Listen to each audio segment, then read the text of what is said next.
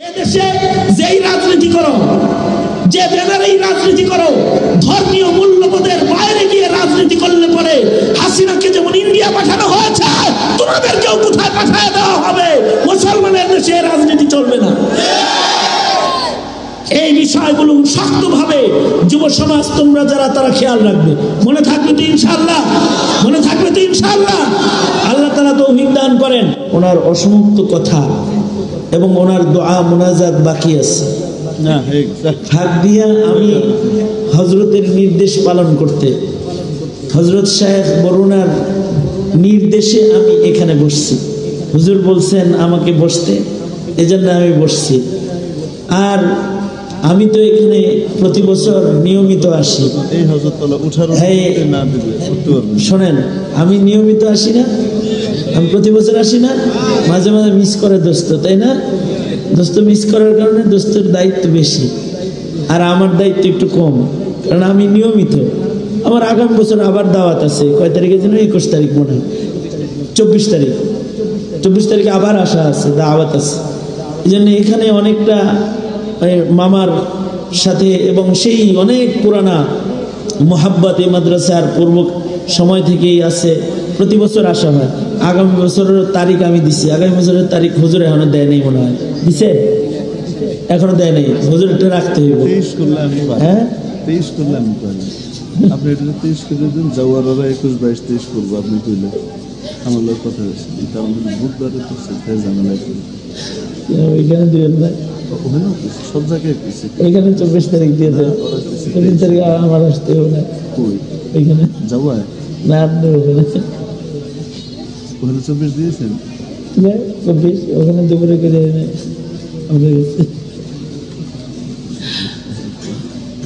হ্যাঁ, দুনো হাত উপরে তোলেন, না যারা দেন,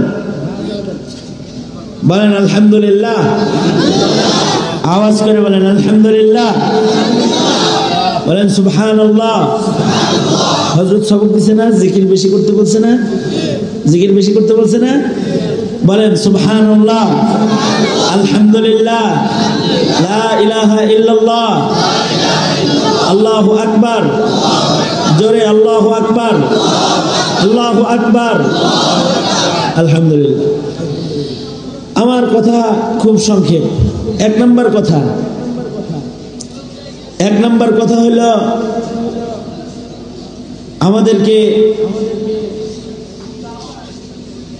আমাদের সন্তানদেরকে নবী চিনাইতে হবে, সিদ্দিক চিনাইতে হবে, শহীদ চিনাইতে হবে, ওলি চিনাইতে হবে। কারণ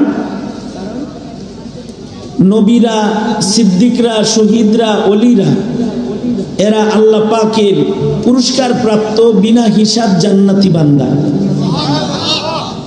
নবীদের চাইতে দামি নিয়ামত আর হয় না এই জমিনে। নবীরা এসেছিলেন বিধায়ী আমরা আল্লাহকে চিনেছি।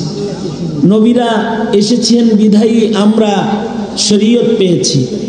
নবীদেরকে মোহাব্বত করা, নবীদের উপরে বিশ্বাস রাখা, নবীদের উপরে ঈমান রাখা, নবীদেরকে চিনা, এটা ঈমানের অংশ।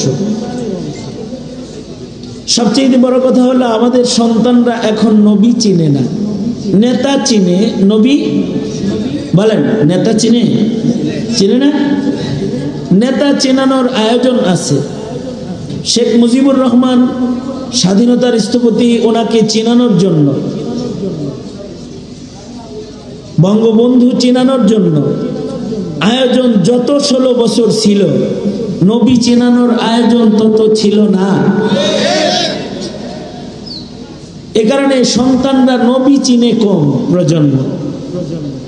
যখন কেউ নবী না চিনে তখন নাস্তিকতায় জড়িয়ে যায়। সমাজে নাস্তিকের সংখ্যা বাড়তেছে না কমতেছে? জোরে বলেন, বাড়তেছে না কমতেছে? এরকম বাড়তে দেওয়া যাবে? তাহলে সন্তানদেরকে কি চিনাইতে হবে? আল্লাহ চিনাইতে হবে, নবী চিনাইতে হবে, সিদ্দিক চিনাইতে হবে, শহীদ চিনাইতে হবে। আমাদের দেশের মানুষ নবী চিনে না। মুসলমানের ঘরে জন্ম, মুখে কালিমা আছে লা ইলাহা ইল্লাল্লাহ, কিন্তু নবী চিনে না। নবী না চিনার কারণে নবীর মোহাব্বত প্রকাশ করতে পারে না।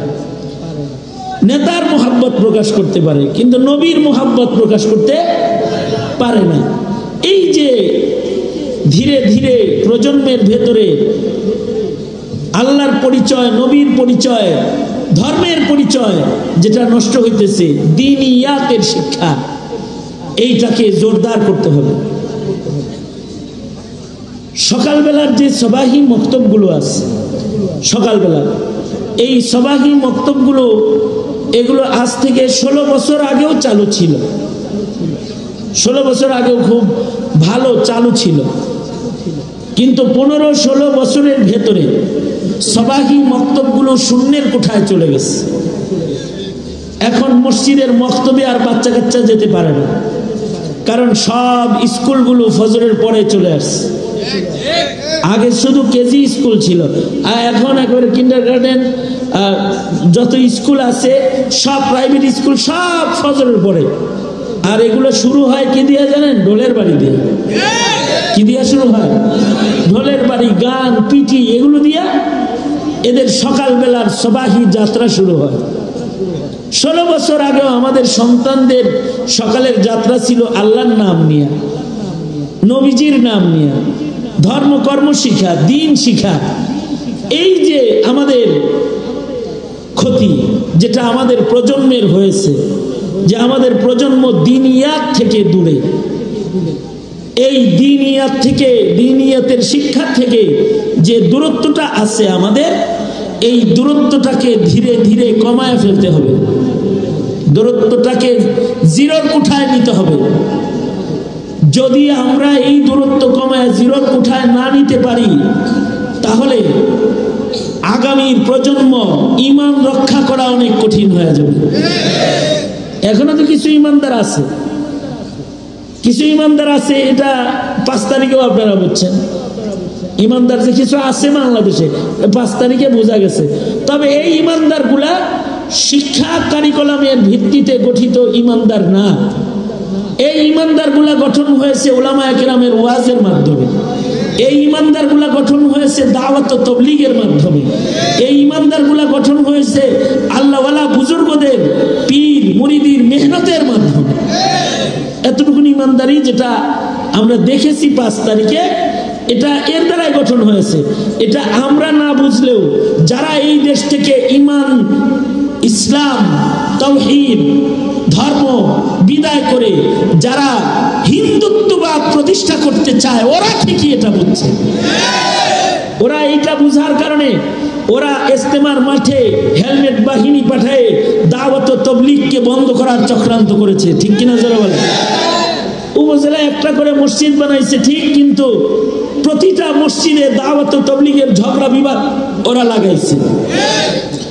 তারা আলেম ওলামা যারা ওয়াজ নসিহত করত, তাদের নামে লিস্টি থানায় জমা ছিল, ওনার নামও ছিল, আমার নামও ছিল। এমন দেশের যারা জাতিকে ঈমান চিনায়, ইসলাম চিনায়, তাদের নামে লিস্টি জমা ছিল। আর ওসির প্রতি নির্দেশনা ছিল এই মানুষগুলাকে ওয়াজ করতে দিবে না। কারণ কি? কারণ হলো এই মানুষগুলা তারা জাতির ঈমান জাগ্রত করে ফেলে, জাতিকে এমন করে যে তারা যেন ঈমানের জন্য জানবাজ হয়ে যায়, এই ঈমানি স্পিরিট তারা জাগ্রত করে। সুতরাং তাদেরকে কথা বলতে দেওয়া যাবে না। ঈমানদার যে আমরা কিছু দেখতে পেয়েছি, সেটা হলো 5 তারিখে যখন হাসিনা বাবু পালায়া চলে গেল, হাসিনা 5 তারিখে পালায়া গেছে কেন? যখন পালায়া গেল, এই 5 থেকে 6 তারিখ সন্ধ্যার আগে বাংলাদেশে যত মূর্তি ছিল সব মূর্তি ধুলার সাথে মিশায়া দিছে বাংলাদেশের মুসলমানের। আচ্ছা আপনারা বলেন তো, এই মূর্তিগুলা যে সব ভাঙা হলো এয়ারপোর্টের সামনে, হাইকোর্টের সামনে, এই রাস্তায়, রোডে, ঘাটে, মোড়ে যত মূর্তি ভাঙছে, এই মূর্তিগুলা কে ভাঙছে? মামুনুল হক। এই মূর্তিগুলা হাবিবুল্লাহ মাহমুদ কাসিমি ভাঙছে, খালিদ সেফুল্লাহ আইয়ুবী ভাঙছে। কথা বলেন না কেন? আপনাদের মাদ্রাসার মুহতামিম সাহেব তো 2-3টা ভাঙছে কম আজ কম। হ্যাঁ, আপনাদের ইমাম সাহেব ভাঙে নাই? আপনাদের মুয়াজ্জিন সাহেব, মাদ্রাসার ছোট ছোট বাচ্চারা ওরা ভাঙছে না? ওরা ভাঙে নাই। কিন্তু তবে হ্যাঁ, তারা ভাঙছে যারা আলেমের কাছ থেকে মূর্তির ঘৃণা বুঝতে পেরেছে। ওরা 24 ঘন্টার ভেতরে হিসাবে সব মূর্তি ধুলার সাথে ওরা মিশাইয়া দিয়েছে, এই যে ইসলামী মূল্যবোধ, এটা শুধু মূর্তি ভাঙার মূল্যবোধ থাকলেই হবে?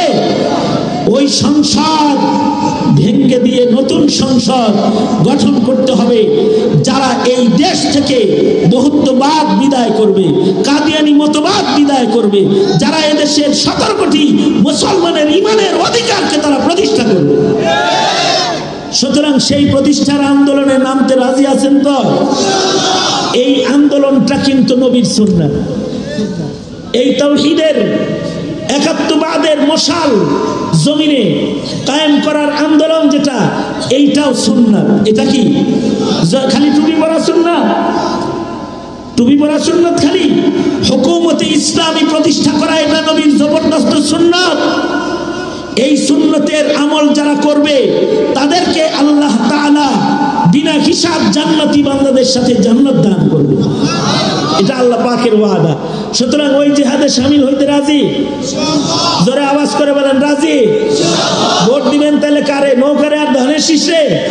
ভোট দিবেন তারে যারা কাদিয়ানীদেরকে অমুসলিম ঘোষণা করার শপথ গ্রহণ করবে, ঠিক কিনা? যারা এই দেশের মাটিতে নাস্তিক মুরতাদের ফাঁসির আইন এটা প্রতিষ্ঠা করার ওয়াদায় আবদ্ধ হবে, তাদেরকে ভোট দিবেন। যারা এই দেশে বহুত্ববাদ আর নাস্তিকতার চাষাবাদ করবে, তাদের এই দেশের রাজনীতি করার অধিকার নাই, বাইরে গিয়ে রাজনীতি করো। আমার দেশের মুসলমানরা তাদের ঈমান বিক্রি করে রাজনীতি করে না। সুতরাং এই বিষয়গুলো খেয়াল রাখতে হবে, ঠিক কিনা? জোরে আওয়াজ করে বলেন। উলামায়ে দ্বীন জাতির কাছে, আপনাদের কাছে যে বার্তাগুলো দেয়, এই ঈমানের বার্তাগুলো দেয়। সুতরাং এই বার্তাগুলোর সামনে নিয়ে আপনারা আপনাদের জিন্দেগির প্রতিটি কদম চলতে রাজি তো ইনশাআল্লাহ? সুতরাং আলেম ওলামা যেখানে, জোরে বলেন, আলেম ওলামা যেখানে, যেই দিকে আলেম ওলামা নাই আমরা ওই দিকে নাই। ওই রাজনীতি রে আমরা চৌকাঠে লাথি মারি, যেই রাজনীতি আলেমরা সমর্থন করে না। সুতরাং এ দেশে যেই রাজনীতি করো, যে ব্যানারেই রাজনীতি করো, ধর্মীয় মূল্যবোধের বাইরে গিয়ে রাজনীতি করলে পরে হাসিনাকে যেমন ইন্ডিয়া পাঠানো হয়েছে, তোমাদেরকেও কোথায় পাঠায় দেওয়া হবে? মুসলমানের দেশে রাজনীতি চলবে না। এই বিষয়গুলো শক্তভাবে যুব সমাজ তোমরা যারা, তারা খেয়াল রাখবে। মনে থাকবে তো ইনশাআল্লাহ? মনে থাকবে তো ইনশাআল্লাহ? আল্লাহ তাআলা তৌফিক দান করেন। এই মাদ্রাসার দেখভাল করবেন সকলে।